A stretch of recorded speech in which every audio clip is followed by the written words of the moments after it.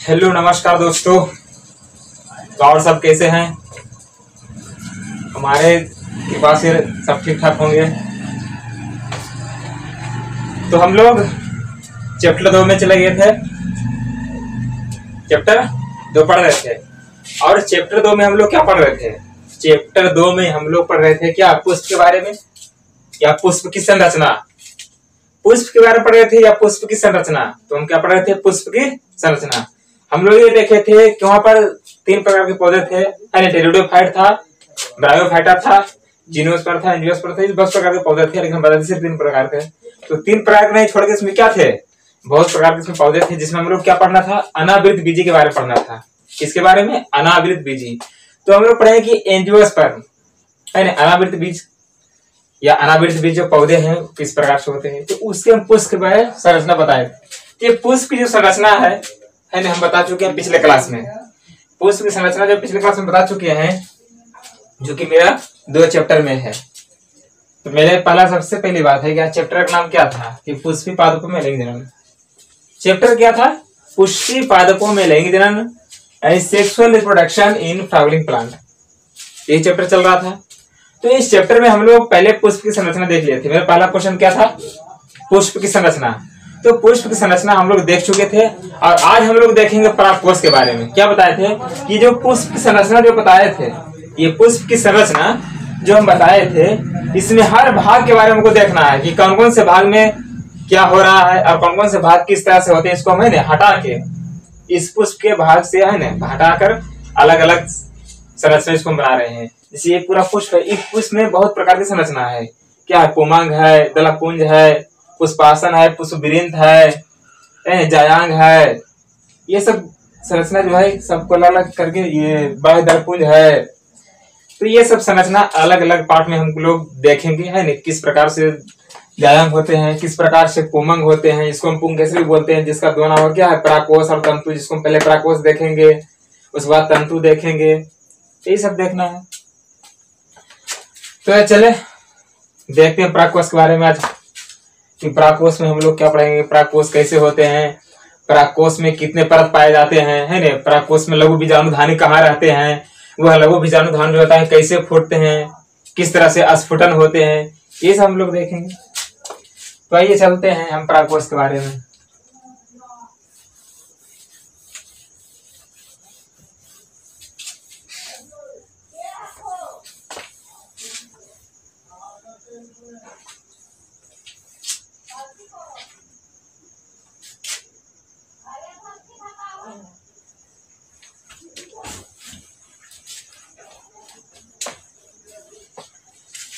इश्क के दीवाने। तो हम लोग क्या देख रहे थे? परागकोश है ना।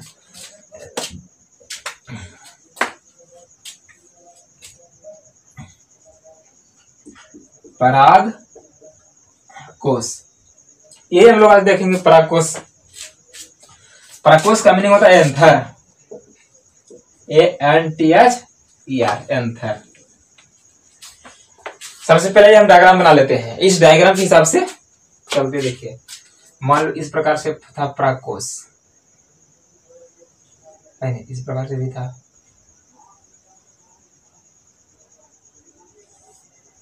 इस तरह से इसके अंदर क्या थे? इसी के अंदर तो सारी चीजें परागकण भरी हुई है। इसके अंदर क्या है? लघु बीजाणुधानी है, मतलब सारा चीज जो है इसी में है। ये क्या बताए थे इसमें? ये तंतु हो गया, ये परागकोश हो गया। ये तो इसके बारे में चल रहा है ऊपर में सिर्फ, ये यहां से सिर्फ है ना। तो अभी तंतु के बारे में नहीं जा रहे हैं, सिर्फ परागकोश। परागकोश के सबसे पहले फिगर देखेंगे, उसमें देखेंगे क्या लघु बीजाणुधानी कितने होते हैं, लघु बीजाणुधानी क्या है। देखिए ये मान लो परागकोश, माना कि देखो मेरा ये परागकोश है, क्या है?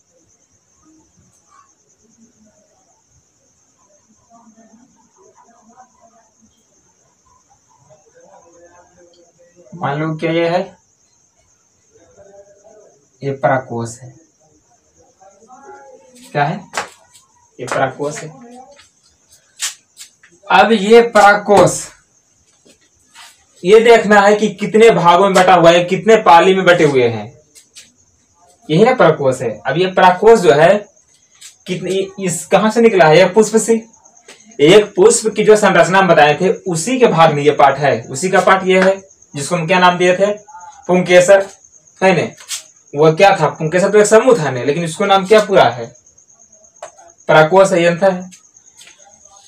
तो ये जो परागकोश दिख रहे हैं, सबसे पहले हम ये देखेंगे कि इसके कितने भाग दिख रहे हैं।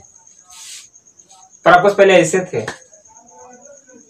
अब इस तरह से हुए हैं। मान लो तुम ये भाग ढक देते हैं, अब कितना भाग दिखाई दे रहा है, एक भाग दिखाई दे रहा है। अब इसको छोड़कर हम इसको फिर ढक देते हैं, इसको, अब कितना दिखाई दे रहा है, फिर एक बार इस तरह से नहीं, इस तरह से। अब इसको हम ढक दिए तो फिर एक बार दिखा रहा है, तो क्या हो गया, ये दो भाग हो गया।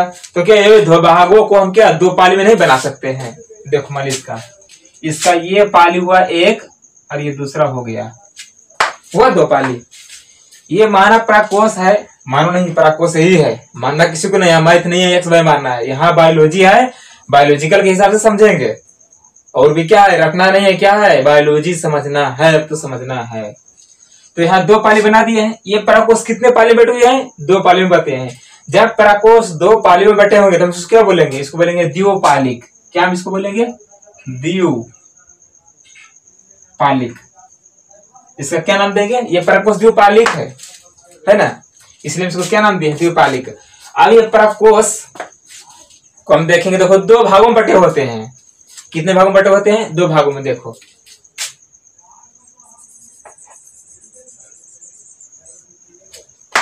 दो भागों में बांट दिए हैं, देखो इस प्रकार से। अब ये परागकोश दो भागों में बट गए हैं, किस प्रकार से हम देखते हैं। देखो एक ये प्रकार है,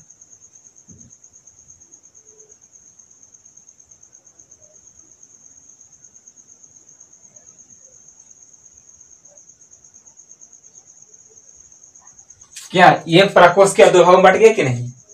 पहले दो पाली में बना हुआ था, इसको हम बोलेंगे द्विपालिक। अब ये दो भागों में बट गए हैं, ये दो भागों में बट गए हैं। तब जो दो भागों में बटे, इसे देखो हम परागकोश के फिर देखेंगे इसका इस प्रकार से अलग से। इसका द्विपालिक नाम देखो हम इधर देते हैं, द्विपालिक, द्विपालिक से नाम हो गया। अब इसको हम अलग से बताते हैं। ये जो दो भागों में परागकोश जो बटे हैं, यंत्र जिसको हम बोलते हैं, इसको हम अलग से इसको बतलाते हैं। इस प्रकार से देखो ये रहता है, ये अंदर जो इसका भाग जो है हम बताइए से बनाएंगे लोग, देखो इस प्रकार से रहता है, इस प्रकार से।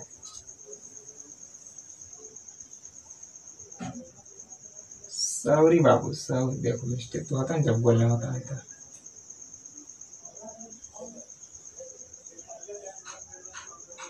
इसको थोड़ा बड़ा कर देते हैं, होता है मिस्टेक कभी कभी, है ना। इस प्रकार से 1 2 3 4 इस प्रकार से बच्चे होते हैं जो हम बताते हैं। अब ये देखो ये इस तरह से होते हैं। एक सेकंड रुक जाओ, सबसे पहले इसको यहाँ नहीं वहां दिखाएंगे।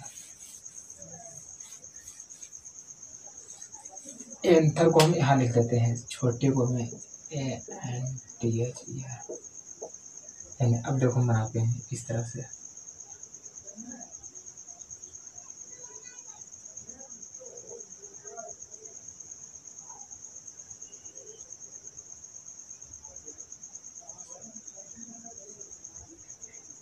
है इस तरह से।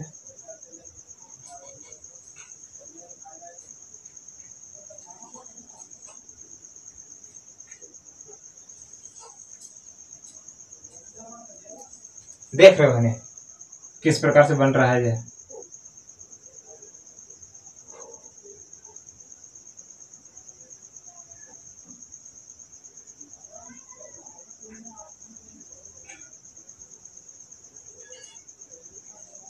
ये दो भागों में बट गया है ना, क्या बताते हैं यहाँ पर। ये दो भागों में क्या है, बट ये तो दो पाली ऊपर बताए थे कि ये पाली एक पाली दो पाली है, लेकिन ये दो भागों में बटे हैं, हम काटे इस प्रकार से बनाए हैं। अब देखो हमें इस प्रकार से यहाँ पर भी बना देते हैं, इस तरह से इसे। ये देखो ऊपर से भी बन जाएगा, देखो यहाँ पर भी बन जाएगा, देखो क्या है, घिसा से खिंचा गया है। तो हम जो देखेंगे द्विपालिक इसको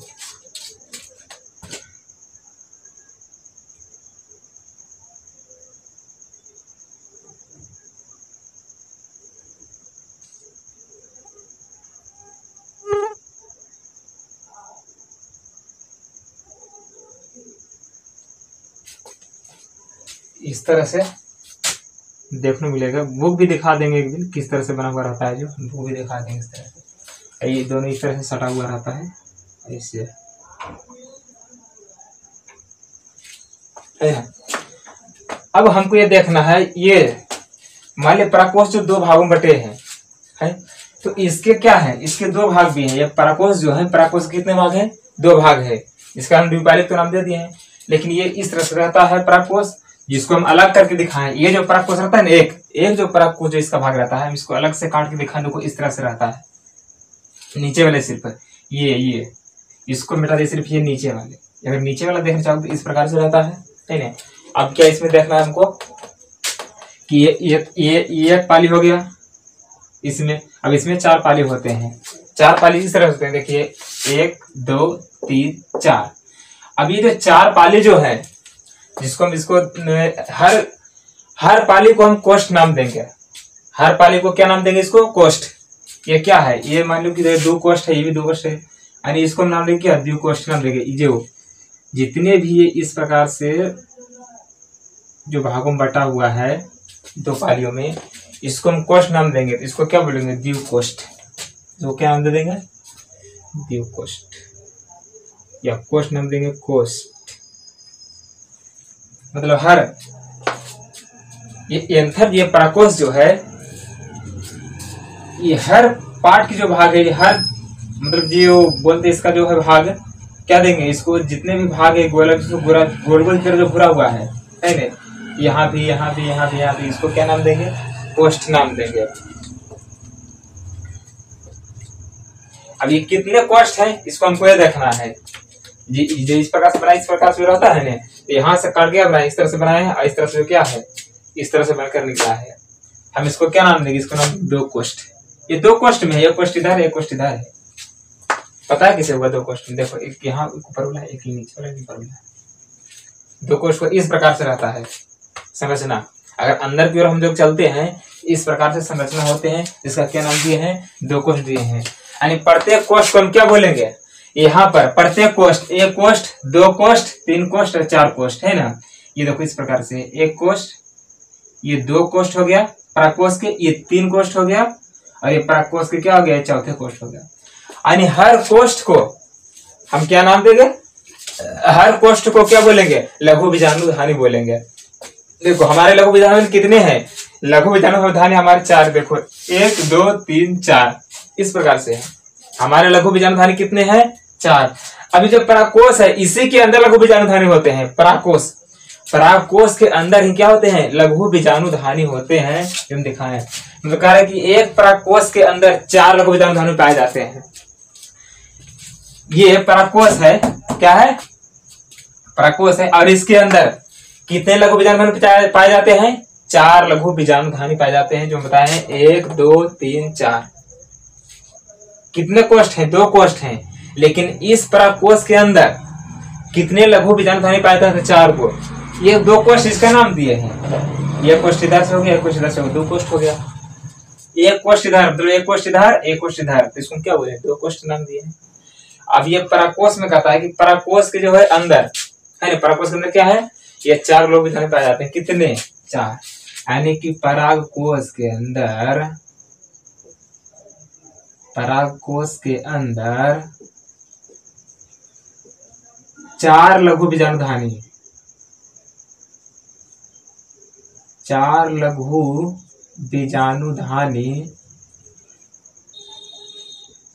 पाए जाते हैं। क्या होते हैं, 4 लघु बीजाणुधानी पाए जाते हैं। और हम ये देखेंगे लघु बीजाणु बोलते हैं अस्पोरोजेनियस, जिसका इंग्लिश क्या है, अस्पोरोजेनियस। तो ये 4 लघु बीजाणुधानी पाए जाते हैं। जो हम लोग देखेंगे कि 4 लघु बीजाणुधानी को हम एक सिर्फ रख देखते हैं कि उसके अंदर अब क्या पाया जाता है। एक पराकोष में है ना 4 लघु बीजाणुधानी, तो 4 लघु बीजाणुधानी जो है वो हम एक वो सिर्फ लघु विजाणु जानते हैं कि उसके अंदर क्या रहता है और किस तरह से उसका नाम जुड़ा हुआ रहता है। आइए हम फिर से इसको क्लियर बनाते हैं। देखो इस प्रकार से रहते हैं।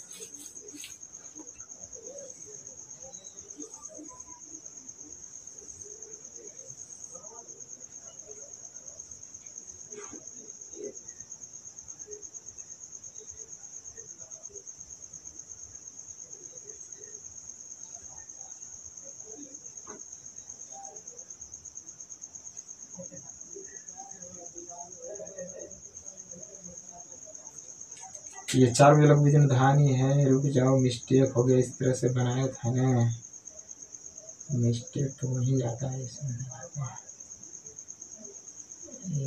एक दिन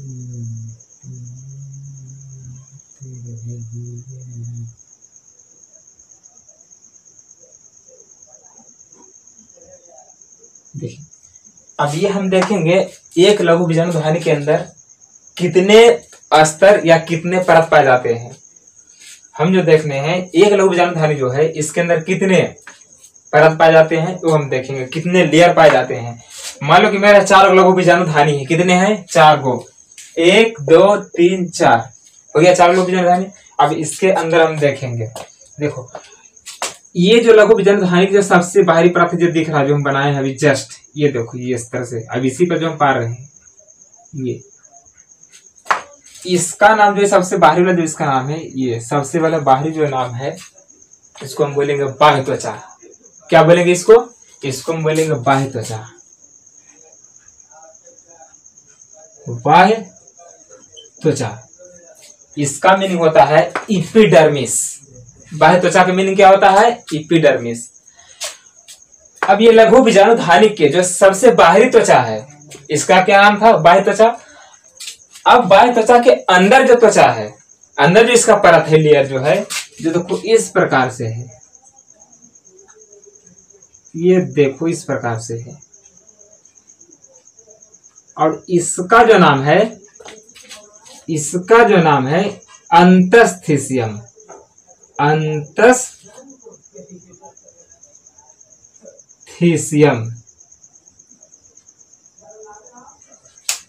अंतस्थीसियम। इसका मीनिंग है इंडोथीसियम। क्या है इसका मीनिंग? इंडोथीसियम। तो हम लिख देते हैं, देखो बाह्य त्वचा का मीनिंग क्या था? एपिडर्मिस,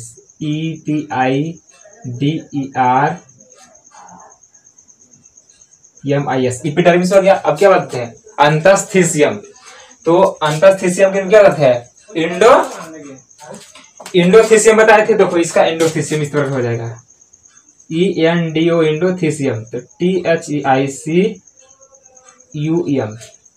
अब ये लघु बीजाणु धानी 2 परत हम बना दिए। एक तो सबसे बाह्य त्वचा हो गया जिसका एपिडर्मिस हो गया, दूसरी त्वचा था जो क्या है? अंतस्थीसियम है। अब जो तीसरी जो लेयर है वह पादपों में जो है तीसरी जो लेयर होते हैं वह 2 होते हैं या 3 होते हैं या 4 भी हो सकते हैं। यानी हर पादपों में अलग अलग प्रकार के क्या होते हैं? लेयर होते हैं।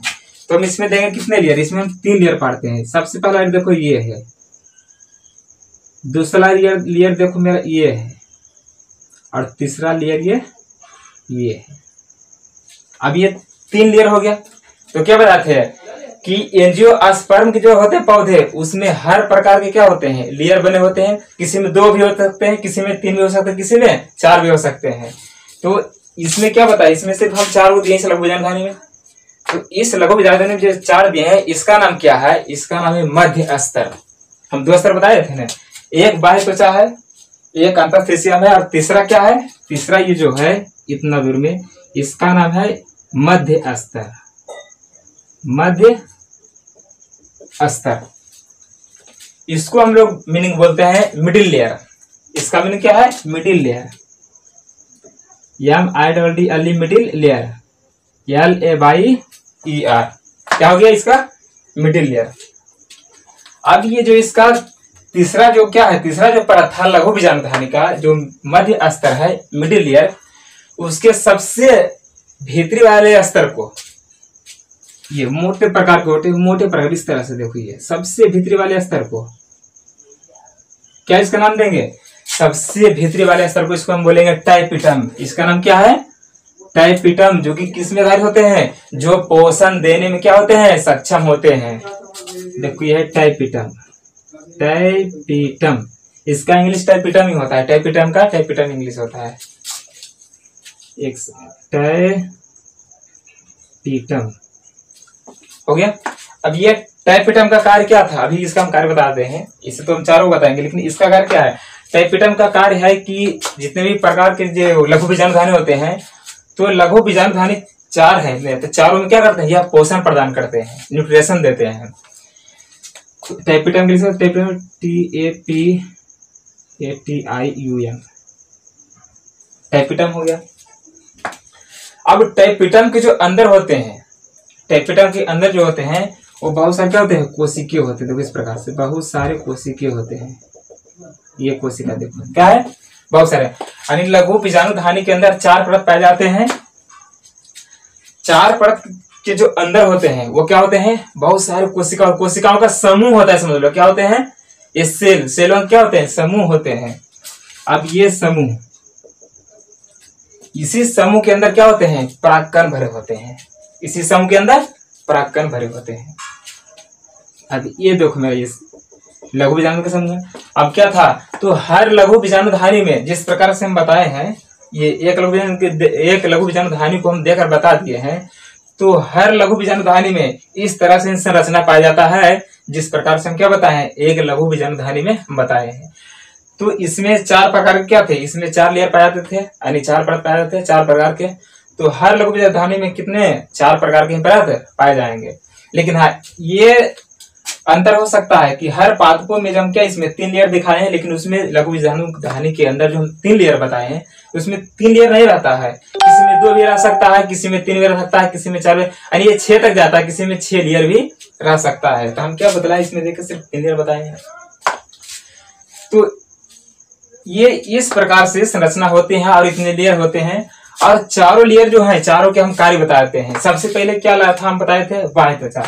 तो बाह्य त्वचा का जो हम कार्य बताते हैं क्या था, बाह्य त्वचा है ना, इसका जो कार्य था सबसे पहले, ये जो था,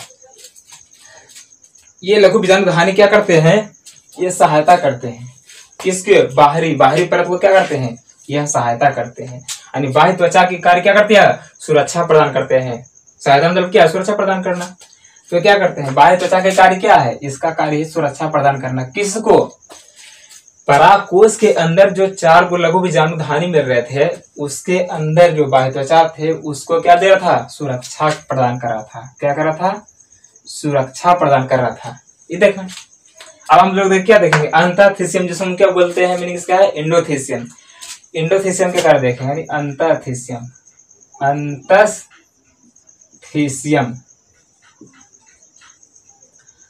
अंतःथिसियम का कार्य क्या था, एक अंतःथिसियम और दूसरा ले लेते हैं मध्यस्तर, मध्यस्तर, जिसका मीनिंग क्या बताए थे, मिडिल ईयर। ये दोनों का एक ही कार्य है, ये दोनों का एक ही कार्य है। क्या करता है, परागकण जो होता है, यानी परागकोश जो होते हैं, सॉरी परागकण बोलते हैं, परागकोश जो होते हैं वह स्फुटन में क्या करते हैं, सहायता करते हैं। ये दोनों मिलकर, एक अंतःथिसियम है और दूसरा मध्य परत है, ये दोनों मिलकर क्या करते हैं, स्फुटन में, परागकोश के स्फुटन में क्या करते हैं, सहायता करते हैं। स्फुटन का मतलब फटना, जब परागकोश फटते हैं, पर जब एक परागकोश पूरी तरह से परिपक्व हो जाता है तब वह फटता है, तो उसी को हम लोग बोलते हैं स्फुटन। यह सहायता कौन करता है, यह सहायता करता है अंतःथिसियम और मध्य परत, ये दोनों। अब सबसे लास्ट जो था परत, हम क्या बताए थे, टाइपिटम। सबसे लास्ट में क्या था, टाइपिटम। तो टाइपिटम करते हम उसी से बता दिए थे कि टाइपिटम जो होते हैं क्या करते हैं, वह पोषण प्रदान करते हैं, पोषण देते हैं। तो उस पोषण के साथ क्या होते हैं, वो अपना वृद्धि विकास करता है। यही कार्य इसका था। अब जो है आज का जो क्लास है इसी टाइपिटम तक है, यानी लघु बीजाणुधानी तक ही रह गया। अब ये लघु बीजाणुधानी फिर आगे हम कल पढ़ेंगे, इसी के बारे में कुछ और ये कार्य बता दिया। ये पूरा परागकोश खत्म नहीं हुआ है, इसको कल खत्म करेंगे। तो आज जो यहीं तक रहेगा है ना, बाकी कल देखेंगे। ओके।